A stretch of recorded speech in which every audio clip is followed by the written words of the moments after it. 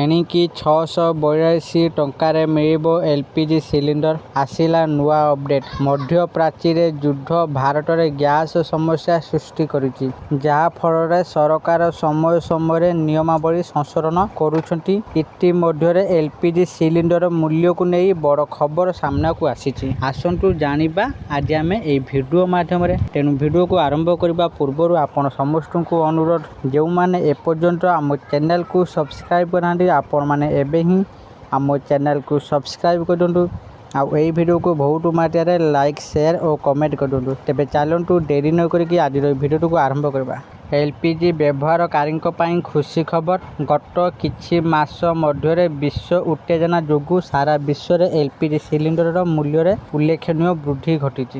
ଏହି ବୃଦ୍ଧି ଘରୋଇ ବାଣିଜ୍ୟିକ ଏବଂ ଛୋଟ ଏଲ୍‌ପିଜି ସିଲିଣ୍ଡରକୁ ପ୍ରଭାବିତ କରିଛି, ଯେଉଁଥିରେ ପ୍ରଧାନମନ୍ତ୍ରୀ ଉଜ୍ଜ୍ୱଳା ଯୋଜନା ମାଧ୍ୟମରେ ବଣ୍ଟନ କରାଯାଉଥିବା ସିଲିଣ୍ଡର ମଧ୍ୟ ଅନ୍ତର୍ଭୁକ୍ତ, ଯାହା ଫଳରେ ସରକାରୀ ସବସିଡି ସତ୍ତ୍ୱେ ଉଜ୍ଜ୍ୱଳା ହିତାଧିକାରୀଙ୍କ ପାଇଁ ଅଧିକ ମୂଲ୍ୟ ବୃଦ୍ଧି ପାଇଛି। ଆସନ୍ତୁ ବିଭିନ୍ନ ପ୍ରକାରର ସିଲିଣ୍ଡରର ବର୍ତ୍ତମାନର ମୂଲ୍ୟ ବିଷୟରେ ଜାଣିବା। ଘରୋଇ ଏଲ୍‌ପିଜି ସିଲିଣ୍ଡର। ଦିଲ୍ଲୀରେ 14.2 କିଲୋଗ୍ରାମର ଘରୋଇ ଏଲ୍‌ପିଜି ସିଲିଣ୍ଡର ମୂଲ୍ୟ 913 ଟଙ୍କାରୁ 982 ଟଙ୍କାକୁ ବୃଦ୍ଧି ପାଇଛି, ଯାହା ଆମେରିକା ଇରାନ ବିବାଦ କାରଣ ଯୋଗୁଁ 89 ଟଙ୍କା ବୃଦ୍ଧି ପାଇଛି। ପ୍ରଧାନମନ୍ତ୍ରୀ ଉଜ୍ଜ୍ୱଳା ଯୋଜନା ଅଧୀନରେ ହିତାଧିକାରୀମାନେ ବର୍ଷକୁ 4 ଥର 300 ଟଙ୍କାର ସବସିଡି ପାଇବେ, ଯାହା ଫଳରେ ସିଲିଣ୍ଡର 682 ଟଙ୍କାରେ ଉପଲବ୍ଧ ହେବ। ଏହି ସବସିଡି ପୂର୍ବରୁ ବର୍ଷକୁ 9 ଥର ଯୋଗାଇ ଦିଆଯାଉଥିଲା।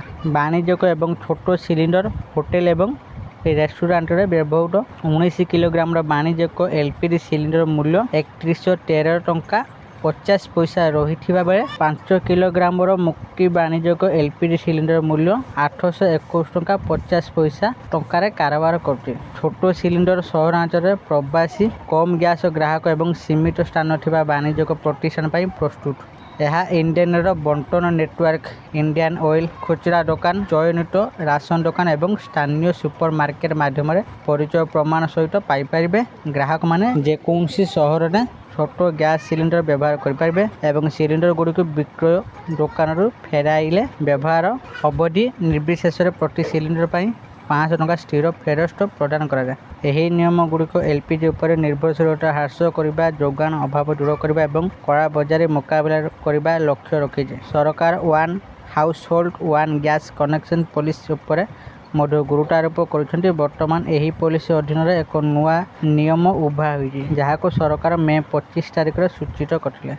ମଧ୍ୟପ୍ରାଚ୍ୟରେ ଯୁଦ୍ଧ ଭାରତରେ ଗ୍ୟାସ୍ ସମସ୍ୟା ସୃଷ୍ଟି କରିଛି, ଯାହା ଫଳରେ ସରକାର ସମୟ ସମୟରେ ନିୟମାବଳୀ ସଂଶୋଧନ କରୁଛନ୍ତି। ଗତ 3 ମାସ ମଧ୍ୟରେ ଅନେକ ନୂଆ ଏଲ୍‌ପିଜି ନିୟମାବଳୀ ଘୋଷଣା କରାଯାଇଛି। ଏଥିରେ ଏଲ୍‌ପିଜି ରିଫିଲ୍ ପାଇଁ 25 ଦିନ ଏବଂ 45 ଦିନର ବୁକିଂ ଅବଧି ଅନ୍ତର୍ଭୁକ୍ତ। ଏହା ସହିତ 90 ଦିନର ପିଏନ୍‌ଜି ସୁଇଚ୍ ଓଭର ଅବଧି ଘୋଷଣା କରାଯାଇଛି।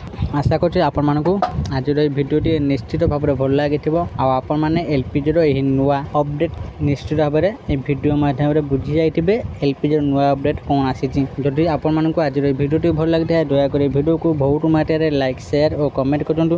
ଆଉ ଯେଉଁମାନେ ଏପର୍ଯ୍ୟନ୍ତ ଆମ ଚ୍ୟାନେଲକୁ ସବସ୍କ୍ରାଇବ୍ କରିନାହାନ୍ତି, ଆପଣମାନଙ୍କୁ ଅନୁରୋଧ, ଆପଣମାନେ ଏବେ ହିଁ ଆମ ଚ୍ୟାନେଲକୁ ସବସ୍କ୍ରାଇବ୍ କରନ୍ତୁ। ଆଜି ପାଇଁ ଏତିକି। ପୁଣି ଦେଖା ହେବ ଆଉ ଏକ ନୂଆ ଭିଡ଼ିଓରେ। ସେତେ ପର୍ଯ୍ୟନ୍ତ ମୁଁ ଦୀପୁ ଆପଣମାନଙ୍କର ବିଦାୟ ନେଉଛି। ରହୁଛି। ଧନ୍ୟବାଦ।